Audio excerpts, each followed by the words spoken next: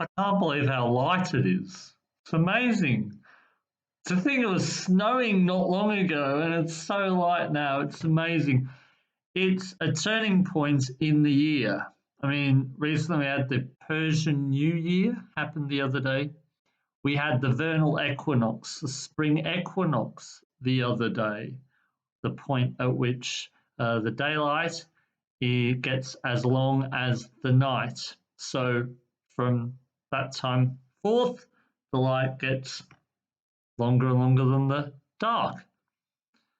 And we've got the full moon coming up, the Passover moon, the Easter moon, just around the corner.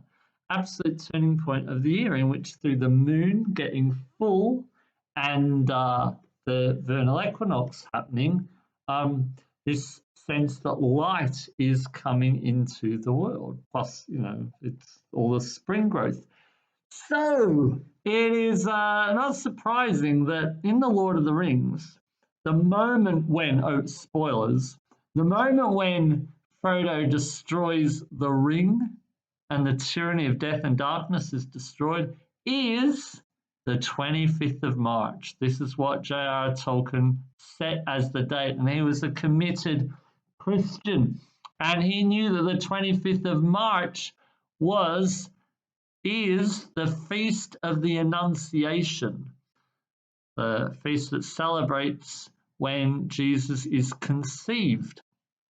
And St. Augustine writes in the 200s that it's also held as the date of his death, the date of the crucifixion.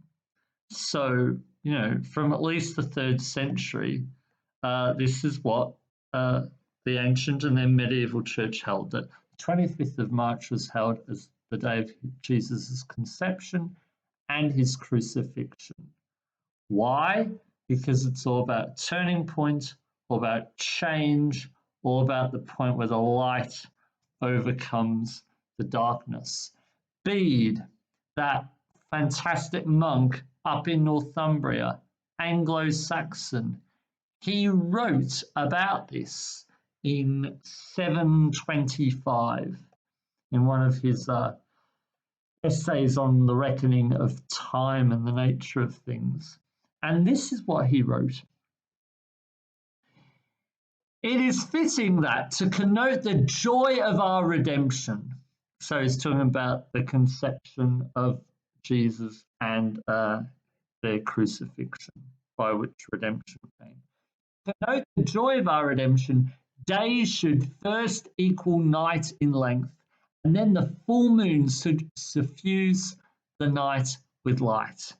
This is for the sake of a certain symbolism, because the created sun, which lights up all the stars, signifies the true and eternal light which lighteth every man that cometh into the world, while the moon and stars which shine, not with their own light, but with an adventitious light borrowed from the sun, suggest the body of the church as a whole and each individual saint. So what Bede's saying there is that the full moon is particularly meaningful around Easter because it shines not with a light of its own, but reflecting the light of the sun. He also says the stars do this too. He's wrong about that, but he's right about the moon.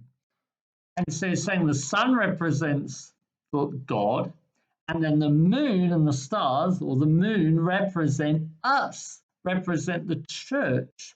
And we shine not with a light of our own creation that's devoid of the activity of the divine. No, the light that we shine forth is us shining forth the light of the divine, us allowing ourselves to be ones that make that light shine out, help that light shine out, that reflect the image of God.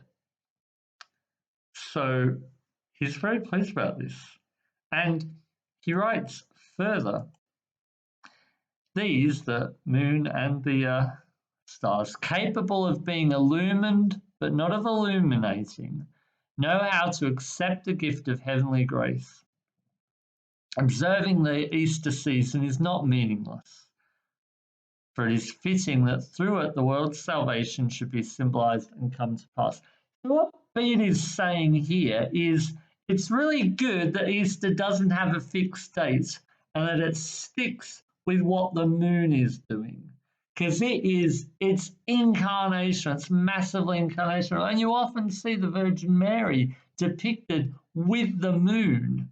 Because she's a lunar person. She shines forth the light of the sun into the world. She shines forth the light of the Lord into the world. My soul magnifies the Lord, she says. So this is what we're called to do. We're called to be lunar. We're called to be lunatics in a sane way, to shine forth the light, to let the divine light shine forth from ourselves like the moon, like stars, and light up a darkened world like Frodo destroying that ring and the clouds of Mordor fading away.